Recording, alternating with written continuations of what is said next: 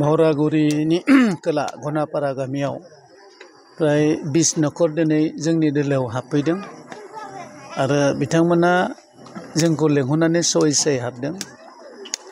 हाबनायनि कारनानो जाबाय जे थांनाय 17 बोसोर आरो 4.5 बोसोर बिथांमोना बेखौ बुंदों जे 4.5 बोसोराव UPPनि सरकार थानाय समाव जों बाय सान्थि मोनदों, निरापत्ता मोनदों, अधिकार मोनदों आरो मावनो दांनो मोजाङै हादों आरो जोंनि गामि ओनसोलाव एसे जौगादों आरो मन्दिर मस्जिदनि थाखाय आलारि सोरांनि जे बिथांखि बेनि गेजेरजों 2 लाख थाखा रां मन्दिरखौ थिक खालामनो थाखाय अनसुंथाइ हरदों।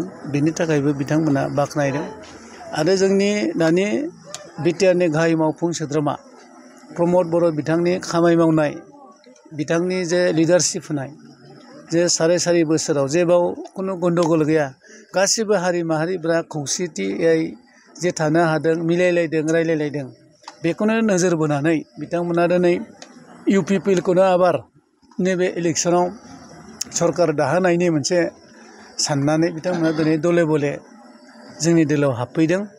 दिनै बेयावल' नङा, फ्राय दिनै 2-3सो प्रग्राम खालामदों जों, खालि जयनिं हाबाफारि आरो नैबे खैदिनावबो एसे एनै थानायखौ गासैबो जोंनाव फैनो नागिरनाय बा फैनो साननाय रायजो राजाखौ जों UPPआव लागोन आरो ज'ज'यै जों खामानि मावगोन। नुनो मोनबावदों बेवहाय नोंथांमोनहा मानो चेक होफैदों? जे आलारि सोरां बिथांखिनि चेक होदों। बेयाव घनापारायाव कालि मन्दिर दङ, बेयाव बेखौ होनाय जाबाय आरो बेजोंनो लोगोसे रायजो राजाफ्रा मोजां मोननानै आरो 20 न'खरा जोंना दिनै दोलोआव हाबफैदों ज' खामानि मावनो होननानै। दा जोङो जोबोद सक्तिशालि जानानै दङ UPPआ।